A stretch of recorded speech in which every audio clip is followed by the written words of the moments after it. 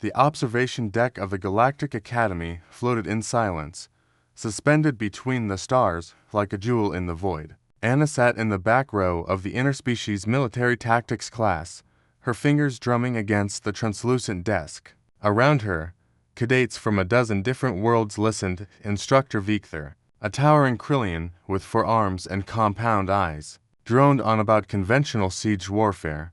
Daniel, her human classmate, caught her eye from across the room and smirked. They were the only 2 humans in a class of 47 students, representing species that had conquered space while humanity still huddled in caves. The other cadets rarely took them seriously. Primitive, the Zerati students, whispered, barely space-worthy. The Volnari agreed. Anna had stopped caring about their opinions months ago. The simulation alarm shattered the monotony. Red lights pulsed through the classroom as Instructor Victor's mandibles clicked in surprise. "This is not scheduled," he announced, his translator struggling to keep pace with his agitation. "All cadets, to your stations. This is a live tactical assessment." The observation deck's walls shimmered and transformed. Suddenly, they weren't in a classroom anymore. The simulation overlaid their reality with a battlefield scenario: a colony under siege, civilian shelters scattered across a canyon system, and an army approaching from the ridge. But something was wrong. The simulation's parameters began shifting wildly. The approaching force multiplied, first hundreds, then thousands of hostile units. The difficulty level skyrocketed beyond anything the Academy had ever sanctioned.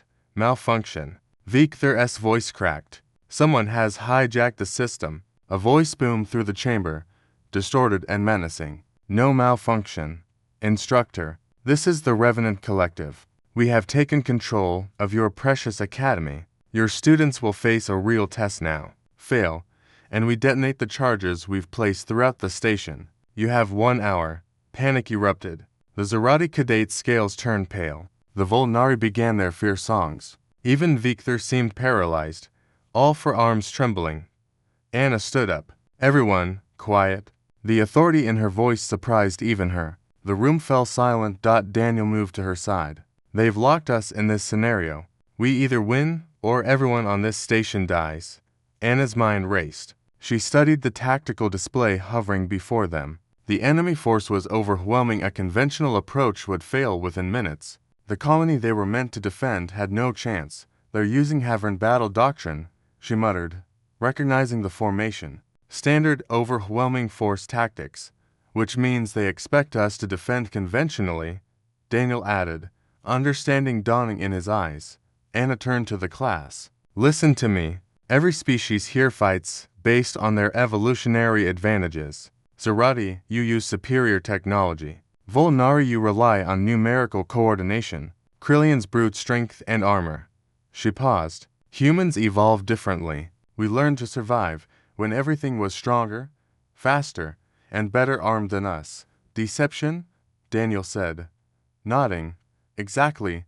Anna's fingers flew across the tactical console. "We're not going to defend the colony. We're going to make them think we're defending it while we do something they'll never expect."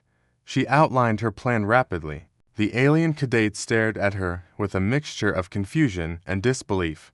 A Zerati named Zelker objected. "This is madness. You want us to abandon the civilians, to fake our own defeat. I want you to trust that sometimes the best way to win is to let your enemy think they've already won." Anna replied. "Instructor Victor, I need access to environmental controls." "Daniel, coordinate with the Volnari. We need precise timing." For a moment, no one moved. Then Victor's mandibles clicked in what might have been approval. "I will grant you battlefield command. Human Anna, prove that your species' reputation for unconventional warfare is deserved."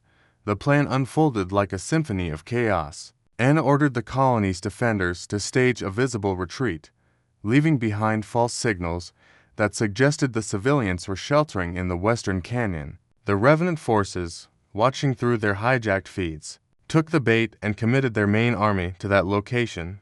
Meanwhile, Daniel led a team using the Volnari's coordination abilities to quietly evacuate the actual civilians through underground tunnels the enemy didn't know existed. The Zerati cadets deployed stealth technology to mask the movement, Anna's stroke of genius came next. She used the simulation's own environmental controls against the attackers. The Western Canyon, where the enemy concentrated their forces, happened to sit above an unstable geological formation, something the simulation had included for realism.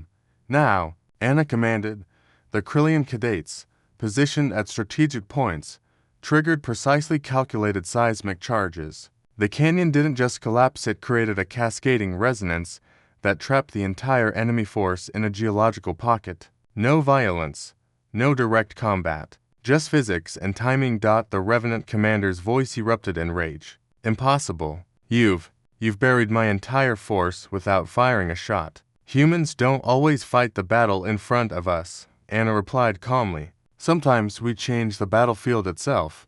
With the main force neutralized, the remaining Revenant units scattered. The cadets, now working in perfect coordination under Anna's command, systematically dismantled the remaining threats.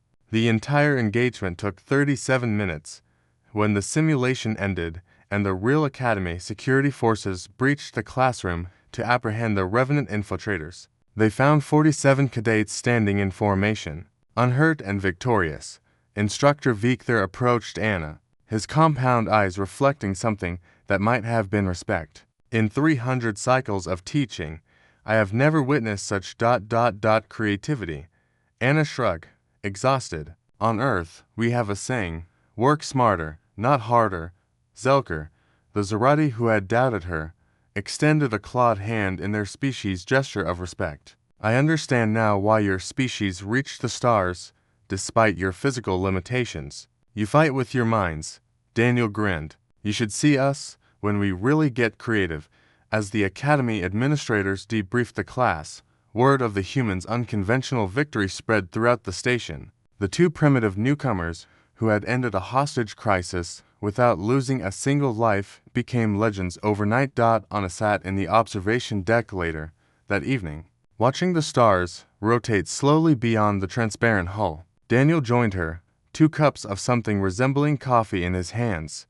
Think they'll take humans more seriously now? He asked. Anna smiled. They will, because today they learned the most important lesson about humanity, which is, we don't need to be the strongest or the fastest. We just need to be the most adaptable. She took the cup from him, and the most willing to break the rules everyone else thinks are absolute. In the vast darkness of space, humanity had found its place not through superior strength, but through superior thinking, and the galaxy would never underestimate them again.